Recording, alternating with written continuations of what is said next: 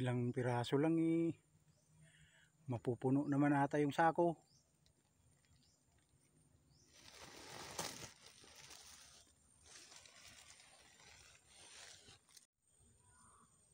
Yan, good morning mga idol. Maghuhukay tayo ngayon ng ng ube. Meron tayo ditong tatlong puno ng ube. Huhukayin natin siya ngayon. Ang masarap dito sa ube, pwedeng ihalo sa halo-halo, pwedeng sa ube halaya, lalo na ngayon na magki-Christmas. Sarap ngayon ang ube mga idol. Kaya ito, maghuhukay kami para mayroon tayong maibenta.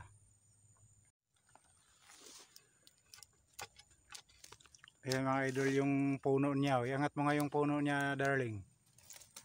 Ayan. Sana malalaki yung niya, laman. Makikita yung pag umumbok yung lupa niya, ibig sabihin yan malalaki yung laman.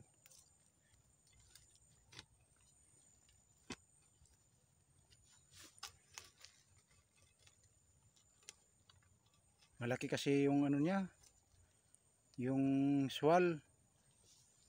Wala kaming maliit na swal na para panghukay talaga. Naghuhukay ng ubi.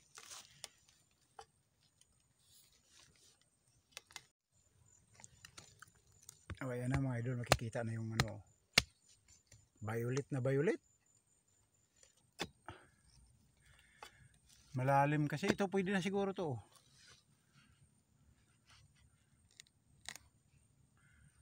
Oh, yan. Ubi oh. Yan pa mga idol, ang dami oh.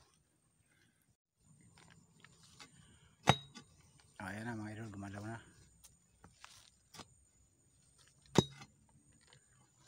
Naku, maputol ata ah.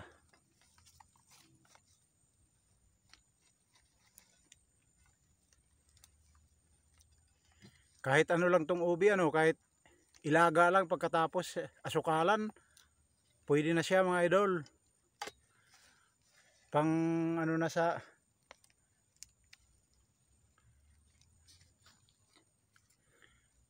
laman tiyan.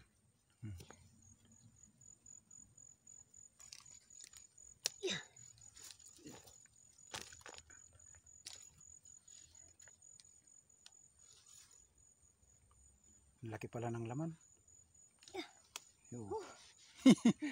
Wow! Yun, ang laki. Meron pa. Meron pa isa, di buhati mo na yan. Putulin mo yung baging niya.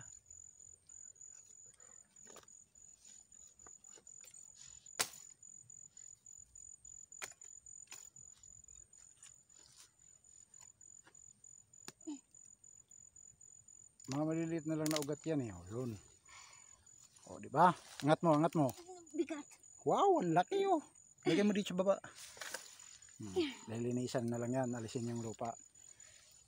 O, ayan pa mga idol oh. Na na yan, yung natuyo yung iba. Meron pa siyang isa na natira.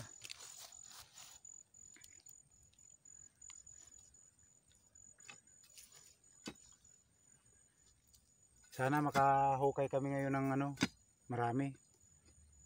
Kahit pang 2 sako lang pwede na. Marami pa. Unang pa lang to mga idol. Unang puno pa lang. Oh, yun. Dakil. Nagdakil na ubi.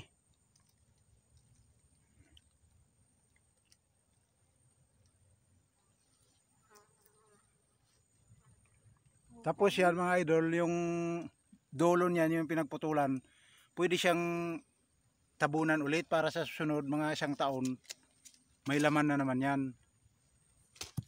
Diba? Ganun lang kasimple. Na itanim siya ulit.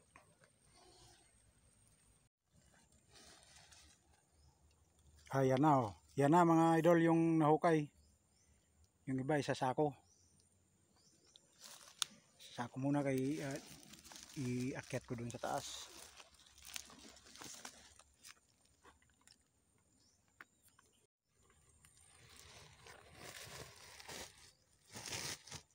Ilang piraso lang eh. Mapupuno naman ata yung sako.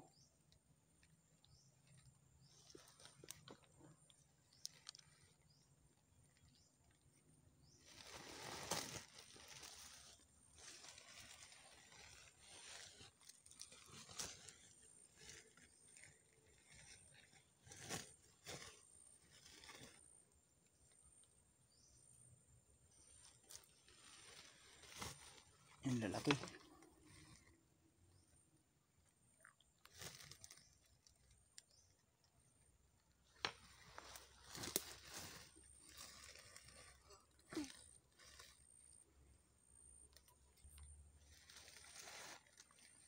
Okay, ilagay ko doon sa taas.